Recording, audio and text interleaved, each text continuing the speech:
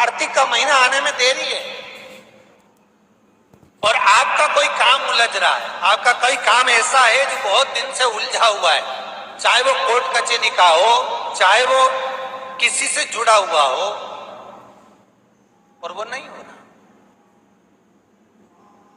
तो स्कंद पुराण कहती है,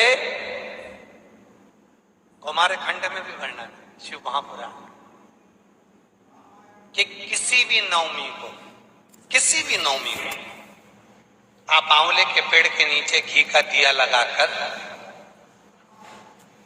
मौली मतलब हाथ में जो नाड़ा बांधते हैं, लच्छा, मौली, लच्छा, नाड़ा, हाथ में बांधने वाला पूजन वाला धागा लाल, घी का दिया लगाकर 5 परिक्रमा आंवले के वृक्ष की कर लीजिए और परिक्रमा कर धागे को वहीं पर छोड़कर थोड़ा सा धागा और अलग से लेकर किसी टहनी पर उसको कामना कर बांध दीजिए। महाराज 10वीं तिथि को, 9वीं को तो ये करोगे, 10वीं को वापस जाकर आंवले के पेड़ के नीचे घी का दिया लगाइए और जो धागे की आपने टहनी पर जो धागा बांधा है उसको खोल कर ले आइए, अपने हाथ पर बांधकर उसी धागे को पहनकर अपने काम के लिए निकल जाइए, आपको सफलता प्राप्त हो जाए। स्कंद पुराण में आंवले के वृक्ष का बड़ा महत्व है। महाराज वृक्ष में जो गोंद लगती है वो ब्राह्मण हत्या का निश्चय है। पृथ्वी पर जो वृक्ष लगते हैं और वृक्ष में जो गोंद लगती है वो ब्राह्मण हत्या का अंश है।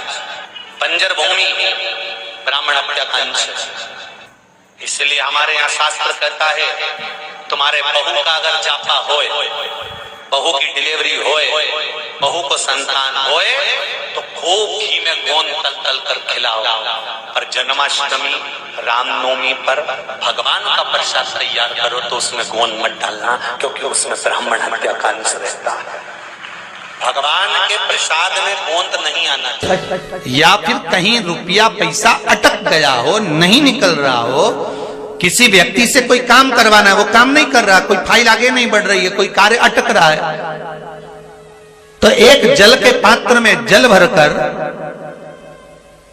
5 बेलपत्री शिव जी को समर्पित कर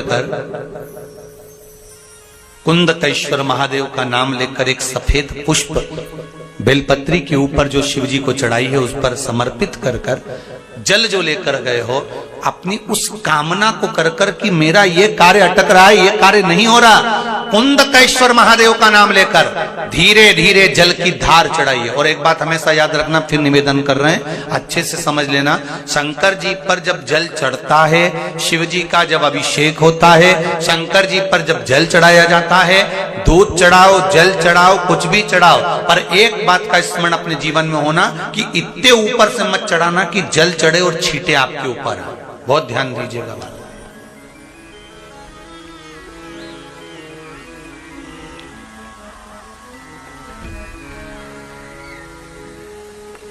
यहां तक वर्णन करा गया है कि शंकर जी का जल चढ़ा हुआ जहां से बहकर जाता है ना, उसको लांगा तक नहीं जाता।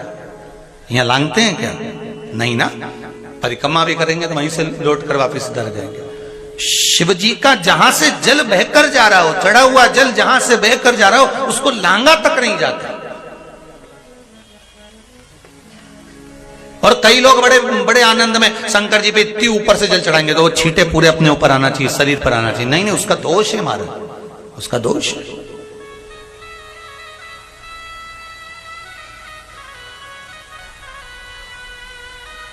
शिव जी को अगर आप जल चढ़ा रहे हो, जैसे आप भगवान को अगर जल चढ़ाओ, दूध चढ़ाओ, तो मान लो अगर जैसे एक सरल भाषा में समझ लो और अच्छे से, कि जैसे ये शिवलिंग है शंकर जी का, ये शिवलिंग है और आप जल चढ़ा रहे हो, तो इतनी ऊपर से छोड़ोगे तो पानी का छींटा तो अपने ऊपर आएगा, पर वही जल, वही दूध, वही सामग्री आप शिवलिंग से थोड़ी सी दूरी बनाकर अगर आप समर्पित करेंगे तो बाबा उसको स्वीकार भी करता है और आनंद की अनुभूति भी होती है, कार्य में सिद्धता भी आती है,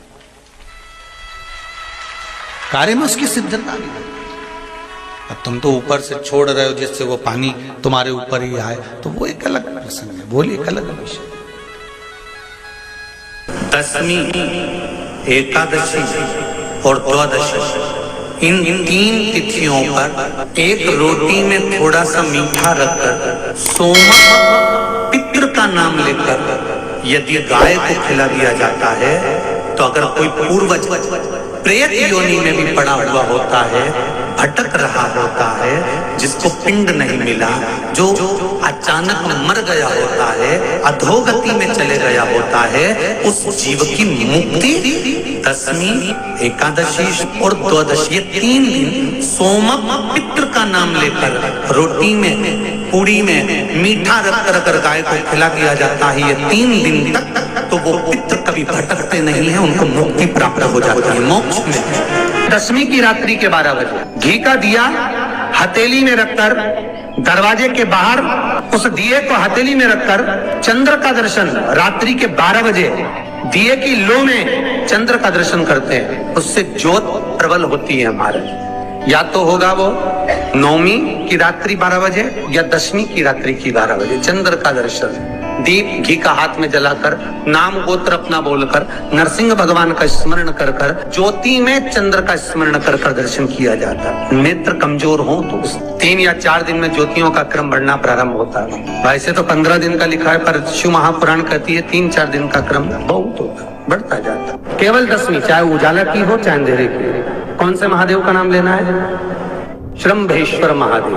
तो जब कोई व्यक्ति चिड़चिड़ करता है, क्रोध करता है, गुस्सा करता है, तो महाराज शंकर भगवान का श्रम्भेश्वर महादेव का नाम लेकर 31 बेलपत्र, जिस व्यक्ति को क्रोध आता है उस व्यक्ति का स्मरण कर कर आखा चावल मतलब सेगे चावल के साथ एक बेलपत्र 31 बेलपत्र कर कर शिव जी के शिवलिंग पर समर्पित करी जाती है, मात्र दसवीं की तिथि के लिए। केवल दसवीं, चाहे उजाला की हो चाहे अंधेरे की। कौन से महादेव का नाम लेना है? श्रम्भेश्वर महादेव, शिव जी का एक